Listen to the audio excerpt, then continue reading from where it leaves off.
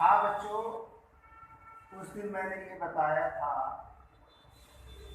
कि आपका कब आभासी चित्र बनता है, कब वास्तविक बनता है, अवतल दर्पण के सामने कैसे बनता है और उत्तल दर्पण के सामने। अवतल दर्पण के सामने 6 शर्तें थी। वस्तु को अलग अलग जगह रखने पर चित्र उसका अलग अलग जगह बनता है। उत्तल दर्पण में वस्तु चाहे जहाँ रखो लेकिन चित्र एक ही जगह या एक ही जैसा बनता है। ठीक है। अब बात यहाँ पर ये आती है कि मुख्य बात जो है चिन्ह वाली बात, कि कब फोकस दूरी धनात्मक होती, कब फोकस दूरी ऋणात्मक होती है, कब प्रतिबिंब का मान धनात्मक होता है, कब ऋणात्मक होता है।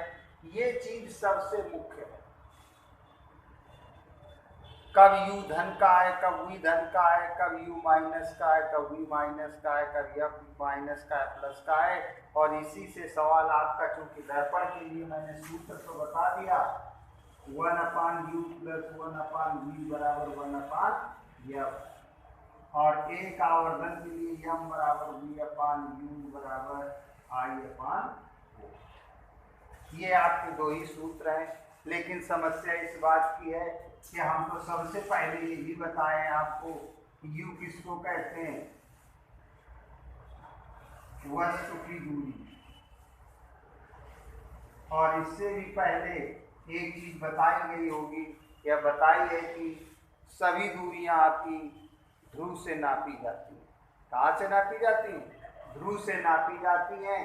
तो ध्रुव से जो वस्तु तक की दूरी है उसे u कहते हैं, और जो प्रतिबिंब की दूरी है, प्रतिबिंब की दूरी है उसे v कहते हैं। और जिस वस्तु के, जिस दर्पण के सामने हमारी वस्तु रखी है उसकी फोकस दूरी को f कहते हैं। फोकस दूरी।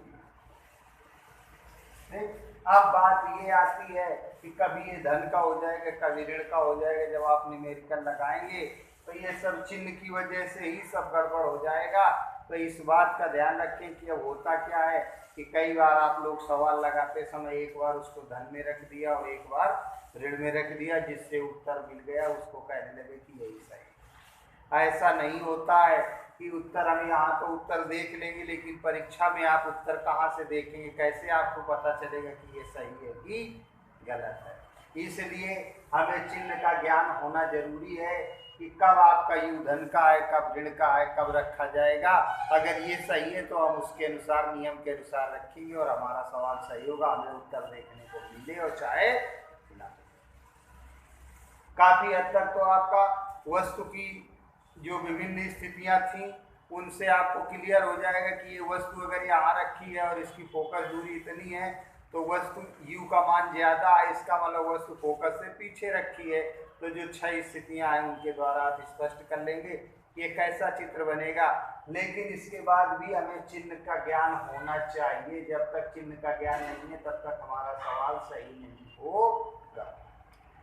अब उसके चिन्ह के लिए आपको ध्यान रखना है, बिल्कुल समझ लीजिए कि आपको चिन्ह का नियम जो निर्देशांक ज्यामिति में कभी आपको सर जी ने बताया है, कक्षा 8 में रहा हो या 9 में रहा हो, 8 में नहीं है तो कक्षा 9 में तो निश्चित रूप से, कक्षा 9 में जो कार्तीय तल में या निर्देशांक ज्यामिति में चिन्ह का नियम था वही आपका है।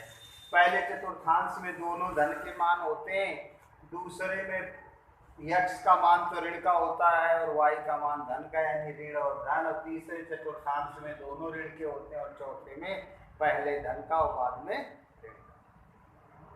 लेकिन यहाँ चतुर्थांश में चूंकि मान तो है नहीं, तो इसमें मतलब ये है, इस तरीके से समझ लीजिए, ये मान लीजिए हमारा अवतल दर्पण।